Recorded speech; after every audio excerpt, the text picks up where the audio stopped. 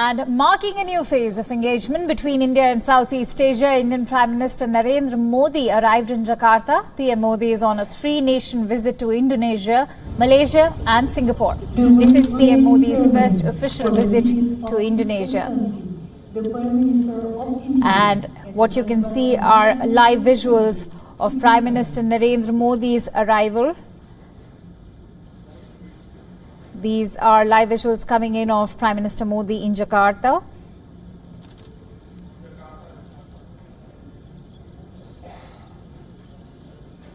And as we all know that the Prime Minister is expected to attend a program.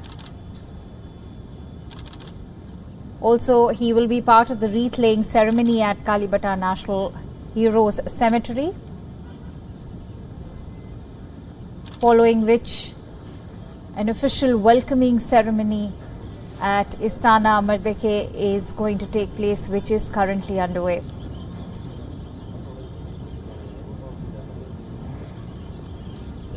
As we all know that the Prime Minister has kicked off a Southeast Asia tour where he will be part of three nations. His visit will include three nations: Singapore, Malaysia and Indonesia. Indonesia being his first official visit.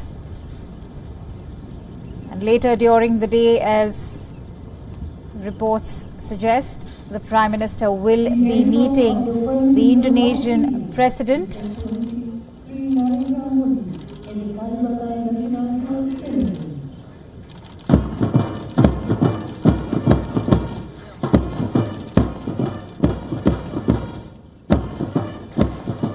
Will be in some time from now that delegation level talks are expected to take place, with an exchange of agreements and press statements also to happen. A joint inauguration of the kite exhibition will be the highlight of his visit, and this will take place at the National Monument at around roughly 11 a.m. IST.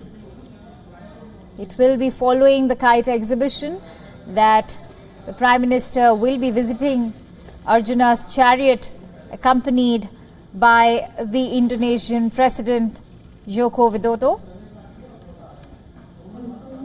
after which he is also expected to visit the Istiqlal Mosque along with the President, and it will be around in the afternoon at 3 p.m. that the Prime Minister will be addressing the Indian community at an event in the Jakarta Convention Centre.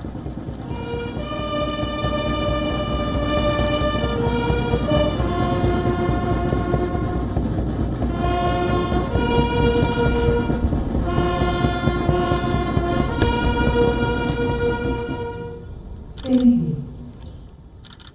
1 minute of silence. Begin.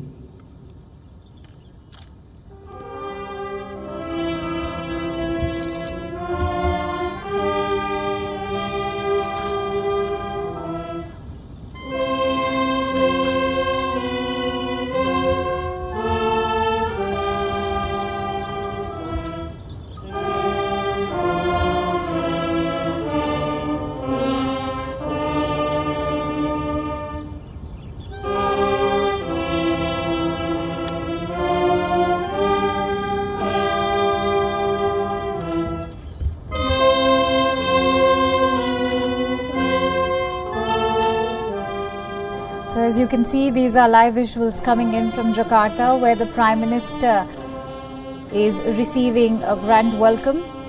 And this is the official welcoming ceremony taking place in Jakarta.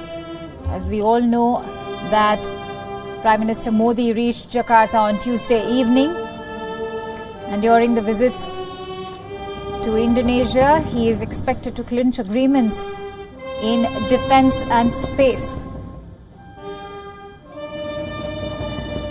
It's important to emphasize that Prime Minister Modi is currently at Kalibata, the National Heroes Cemetery, and soon he will be laying the wreath as a mark of respect and tribute to the national heroes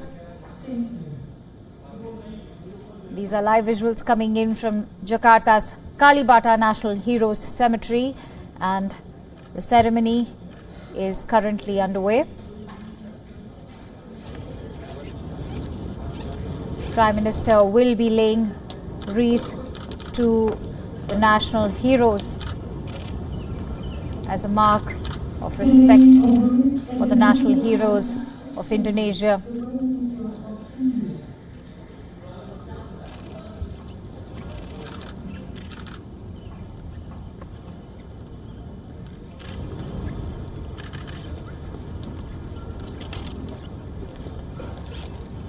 Indonesia and India share a great bond in terms of cultural and historical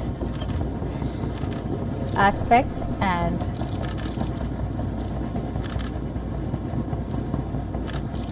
as you can see, these are visuals coming in from the National Heroes Cemetery in Jakarta's Kalibata. Prime Minister Narendra Modi is laying wreath as a mark of respect for the national heroes of Indonesia. And it will be later during the day that Prime Minister will also be addressing the Indian community, which of course is a sizable population in Indonesia. Delegation level talks are also expected to take place very shortly from now. And as we informed you earlier, India and Indonesia are expected to clinch agreements in the areas of defense and space.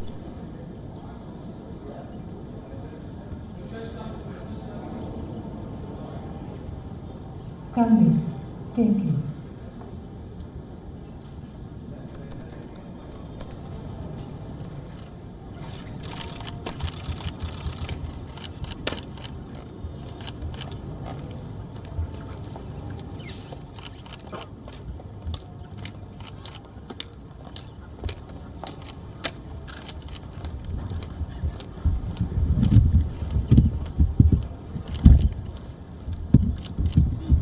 We all know that India and Indonesia are maritime neighbors. Both are fast-growing large economies looking for global development and investors as well. So these are live visuals coming in from Kalibata in Jakarta. This is the National Heroes Cemetery where Prime Minister Modi just laid the wreath as a mark of respect and tribute for the national heroes. The ceremony is currently underway. Prime Minister is on a three-nation tour to Southeast Asia. Indonesia is his first pit stop, after which he will be visiting Malaysia, where he will meet the newly elected Prime Minister Mahathir Mohamad, following it with a Singapore visit. And it is a 5-day, three-nation visit to Indonesia, Malaysia and Singapore to boost the Act East policy. The visit is aimed at enhancing India's relations and engagements with all the three countries which form Association of Southeast Asian Nations, or the ASEAN. Thank you. His Excellency, the Prime Minister of India, Prime Minister will be visiting Singapore for the third time. It is his first official visit to Indonesia. And while India is the largest democracy, Indonesia is the third largest democracy. Joko Widodo is the President of Indonesia, who he will be meeting for delegation level talks in some time from now.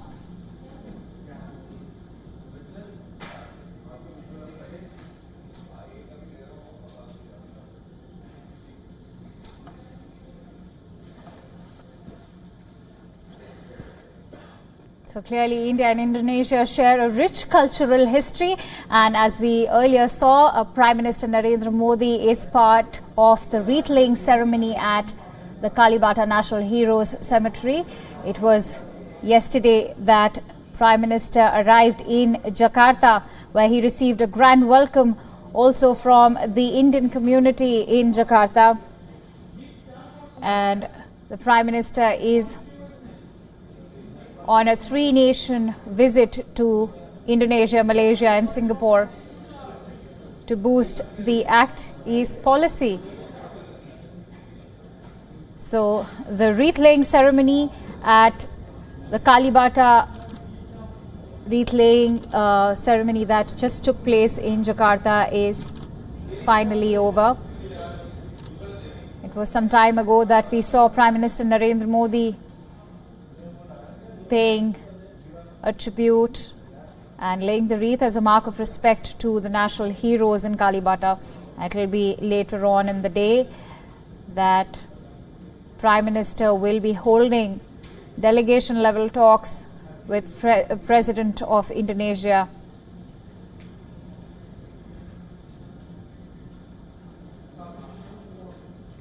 And we have our very own political editor, Mr. Karthikeya Sharma, who's joining us live from Jakarta. Let's quickly go across to Karthikeya.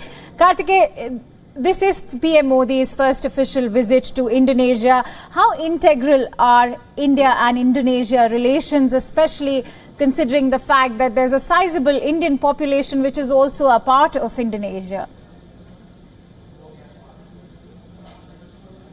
You see, relationship is important. You know, Indonesia, though it's the biggest Islamic country, Indonesia that way, you know, has countered the radicalization which is emanating from the westlands of West Asia.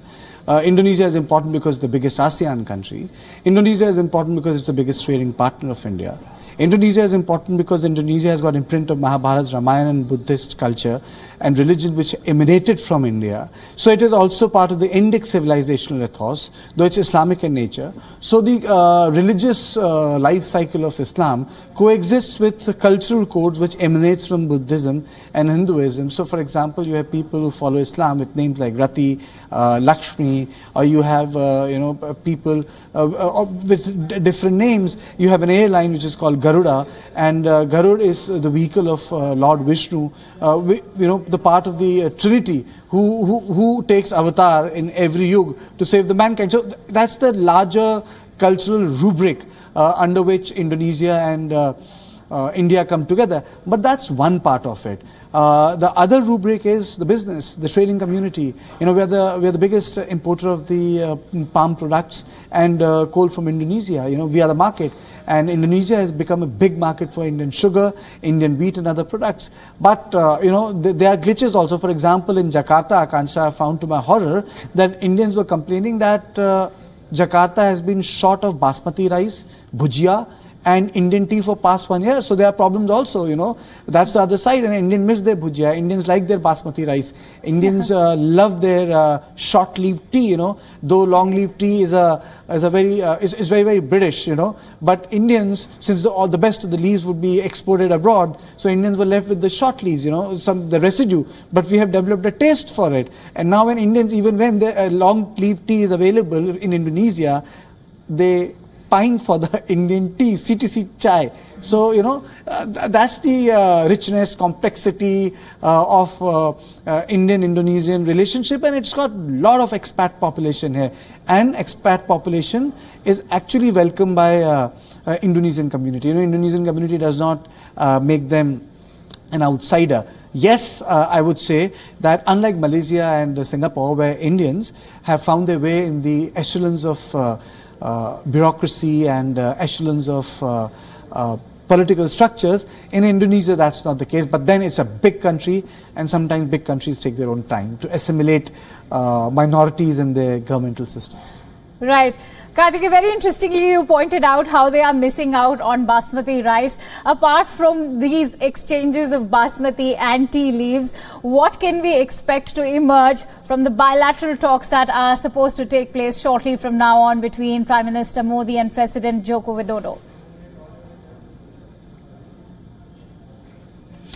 See, I would say the bilateral talks will be around defense, infrastructure, Pacific issues. I will say that the Pacific issues are important because when we talk about the Pacific issues, it's right now China. Like for example, Jakarta Island, China is flexing its muscles. So there is a great concern within the Southeast Asian community. Vietnam was invaded by China just because China wanted to teach Vietnam a lesson. The Middle Kingdom. I would say the complex which China has, that it needs to reassert itself as a hegemon in the world because it went through 150 years of brutal colonialism. But that's history. But then the spat with Philippines, spat with Indonesia. So all these countries feel threatened. India has to deal with China, but somehow India is like a soothing influence. So India can partner with these countries, not only in terms of bulwark against China, not everything has to be seen from binary of friend and foe, but as a relationship. Indians go to Southeast Asia for tourism, Maximum tourists these days are going to Southeast Asia rather than Europe because it's cheaper, affordable and more beautiful. Right. Kartikeya, the PM is, visiting these three countries, Indonesia, Malaysia and Singapore, which are a part of the ASEAN. Also, this visit is aimed directly to boost the Act East policy. Tell us more about PM's Act East policy. See, Act East, it started from Look East in 1991 when Narasimha Rao was the Prime Minister. It became Act East. See, Act East policy is that India has a border. If you start from Manipur or Nagaland, you can actually drive all the way down to the Hanoi Bay, which means you can go to the port and you can take a boat and go to Osaka. You can go to Seoul, which means you can go to the North Pacific. From there, you could go to the South Pacific, the Philippines. That's the idea of Act East, which means that the Central Asia is so destabilized that it's impossible for vehicular traffic. Where will you go? You have to cross Afghanistan, you have to cross POK, which means that you are not integrated in the Central Asian economy, which is one road, one belt project under China, which is now growing. And Chinese influence is there. There is radicalism, there is Islamic terrorism, but there is no war in Southeast Asia anymore. It's not Cambodia of 1970s. It's not Vietnam of 70s. You can start from Nagaland, you can go to Myanmar, you can go to Thailand, you can cross Cambodia and Laos, and you can dock yourself in Hanoi in Vietnam.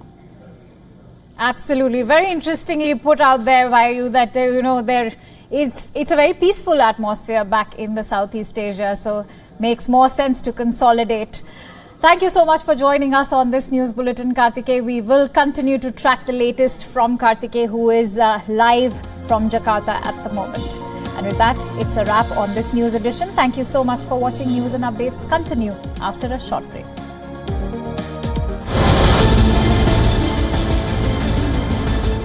Prime Minister Modi visits Indonesia. Today I stand at the heart of Jakarta, in front of a monument which celebrates the spirit of independence. Leverages centuries-old cultural ties.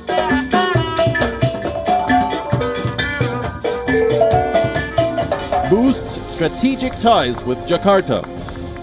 Watch full coverage of Prime Minister Narendra Modi's visit to Jakarta with me, Kartikeya Sharma. India acts east. WION reports live.